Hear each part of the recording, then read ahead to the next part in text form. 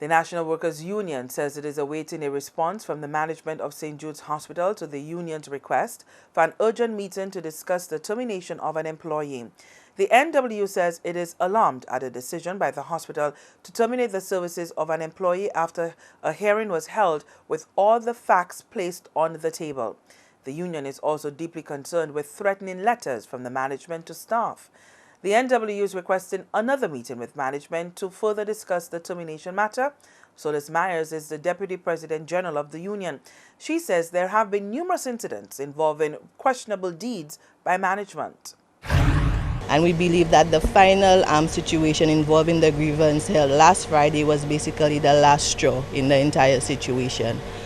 We have been in touch with the Labour Department and officials with the Employers Federation. As usual, we are always open to consultation and collaboration with our employer partners, and we are hopeful that this matter can be resolved amicably before any further steps can be taken. If you have a situation where all the facts are brought forward, there were extenuating circumstances not only on the part of the employee but also on the employer. We believe that reasonableness and good sense should prevail. There's no reason to go in a direction that could possibly incite or give people any sort of impression that you are heartless and you are not taking everything into consideration. Every story, even grievances, have at least three sides. There's your side, the employer side, the employee side, and what is basically the truth. And our role in the entire thing is to make sure all the facts come out, everything is laid out in the presence of all parties, and we all come to some sort of conclusion that everybody can live with. Now, that is not to say we will not lose some battles. Of course we will. Not everything is black and white, as the world tends to be. You'll always have shades of gray.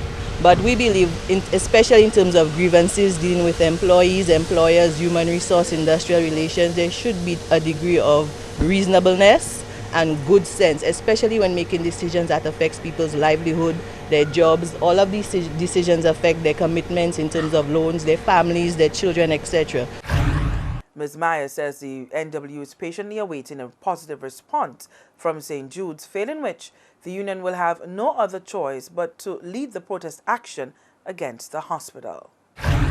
Well, we've represented St. Jude's Hospital for a number of years, and bearing in mind we also have legislation to adhere to in terms of how we take certain steps. So as I said, nothing comes lightly, nothing comes easily. It's a decision that we will come to when the time is right, and we will go through all the processes if needs be. But what we're working to right now, as always, not only with St. Jude's but with everybody else, is to make sure we sit down with our employer partners and whichever representatives that they bring, or the Labour Department if they would like to step in, to make sure we can solve the situation before it gets to the head. And that is basically what we're trying to do right now. Solis Myers there, still with NWU matters. The management of First Citizens Investment Services Limited and officials from the National Workers Union will be summoned early next week to attend a pre-poll meeting.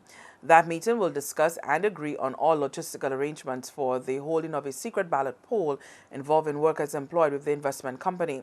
Upon completion of that process, a determination will be made on the legitimacy of any recognition application submitted to the Department of Labor by the NWU on behalf of the clerical and technical staff.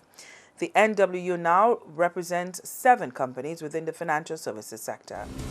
Stay with the CTV News when we come back. Further progress on the management of urban living.